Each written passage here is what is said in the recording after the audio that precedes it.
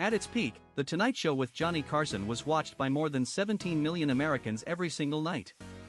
That is more people than voted in several US presidential primaries. And those viewers were not just being entertained. They were being shaped politically in ways that neither they nor Carson fully understood at the time.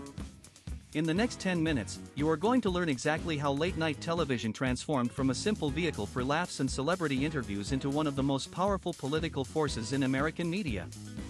You will see the specific moments that changed everything, the numbers that prove the influence is real, and the one shift that media experts still argue about today because it raises uncomfortable questions about where comedy ends and propaganda begins. To understand where late night went, you have to understand where it started. The format was born in the early 1950s, with Steve Allen launching The Tonight Show in 1954. The entire premise was simple. Keep Americans entertained after the evening news. Nothing more ambitious than that. It was light, breezy, designed to help people unwind. Political content was deliberately minimal because advertisers wanted nothing controversial near their products. When Johnny Carson took over The Tonight Show in 1962, he inherited that tradition and refined it into something close to perfection. Carson was famously neutral. He would make gentle jokes about politicians on both sides, but he never pushed an agenda. He understood that his power came from being the safe choice, the host that the entire country could watch together without fighting. His monologues set the tone for decades. Political jokes were flavoring, not the main course. That model held remarkably stable for nearly 30 years. David Letterman launched Late Night in 1982 and followed a similar philosophy. The goal was irreverence, not ideology. Politicians were targets of mockery, but the mockery was universal. Nobody walked away from a Letterman joke feeling like they had just received a lecture. But something began shifting in the late 1980s and early 1990s that would fundamentally change the equation.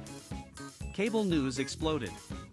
CNN had launched in 1980, and by the early 90s, a fractured media landscape was emerging where Americans no longer shared a single source of information.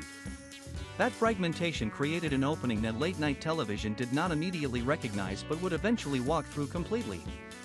The first major turning point came in 1992 when Bill Clinton appeared on the Arsenio Hall show and played saxophone in sunglasses.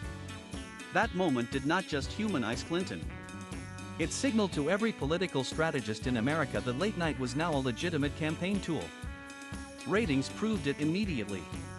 Clinton's poll numbers among younger voters jumped measurably after that appearance. Politicians took note. So did hosts. The real transformation accelerated in 1996 when Comedy Central launched Politically Incorrect with Bill Maher in a new format, followed 3 years later by The Daily Show. When Jon Stewart took over The Daily Show in 1999, something fundamentally new entered the late-night world. Stewart was not neutral. He had a point of view. And he expressed it through a format that blended real journalism with savage comedy in a way that had never quite been done before. Stewart's influence grew at a remarkable pace. By the mid-2000s, surveys from the Pew Research Center showed that a significant portion of Americans under 30 were getting their political news primarily from The Daily Show. In 2004, a Pew study found that 21% of people aged 18 to 29 cited The Daily Show as a place they regularly learned about the presidential campaign. That is not an entertainment statistic. That is a political power statistic. But here is what nobody talks about when they celebrate the Daily Show era. Stewart himself grew uncomfortable with the power he had accumulated. In a famous appearance on CNN's Crossfire in 2004, he did not tell jokes. He sat across from Tucker Carlson and Paul Begala and told them directly that their show was hurting American political discourse. He called them partisan hacks to their faces on live television. Crossfire was canceled within months. A comedian had effectively ended a news program by publicly shaming it. That had never happened before in American media history. The 2008 election cycle pushed late night further into political territory.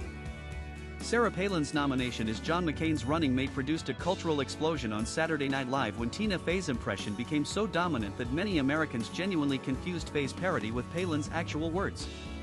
The line about seeing Russia from her house was never actually said by Palin. It was a Fey joke. But polling showed that millions of Americans believed Palin had said it. Comedy had not just commented on politics. It had inserted false memories into the public consciousness. That is a different and more serious kind of power. By the time Stephen Colbert and John Oliver had launched their own platforms in 2014 and 2015 respectively, late night had fully crossed into advocacy. Oliver's Last Week Tonight became famous for deep investigative segments that ran 20 minutes or longer on subjects like net neutrality, municipal violations, and pharmaceutical pricing. Those segments drove real-world action. After Oliver's net neutrality segment in 2014, the FCC website crashed from the volume of public comments submitted by viewers who had been activated by the show. A comedy program had mobilized a political constituency more effectively than most formal advocacy organizations. The numbers behind that influence are striking. Last Week Tonight regularly generates millions of views on YouTube within 48 hours of airing, giving it a global reach that traditional broadcast late night never had. Oliver's segment on televangelists in 2015 generated enough media coverage to prompt congressional attention. His piece on debt buying led directly to a change in how debt collection agencies operated because the segment exposed practices so clearly that regulatory pressure became unavoidable. Then came 2016, and late-night television made a choice it cannot unmake. Donald Trump's candidacy and eventual election produced a near-unanimous response from hosts across every platform. Colbert, Oliver, Noah, Kimmel, Fallon, Myers all sharpened their focus to a degree that had no precedent.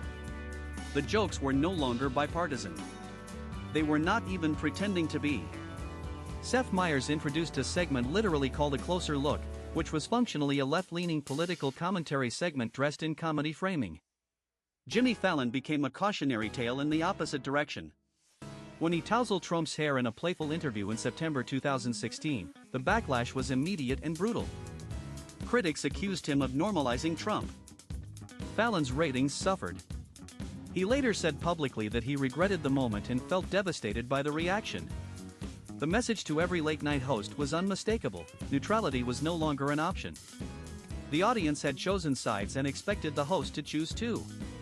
That moment exposed the central tension that now defines late-night television as a political force. When shows become explicitly partisan, they lose the universal reach that made Carson so powerful. Carson spoke to 17 million people across the political spectrum. The fragmented modern late-night landscape means that each host now speaks to a self-selected audience that largely already agrees with them. The political comedy is preaching to the converted at enormous scale, which raises a genuine question about whether it changes minds or simply energizes existing beliefs.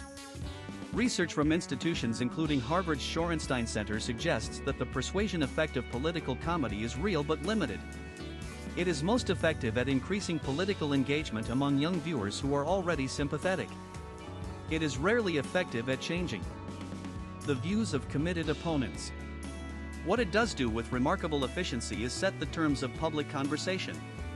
When late night finds an angle on a political story, that angle spreads through social media within hours and shapes how millions of people understand the event.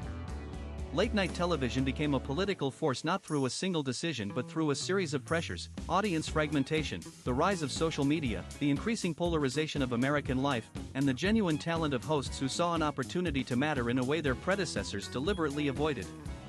The result is a media format that is simultaneously more influential than it has ever been and more limited in its reach than Carson could have imagined.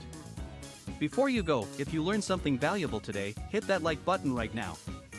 Subscribe to BuzzCore for a brand new video every single day. We will see you in the next one.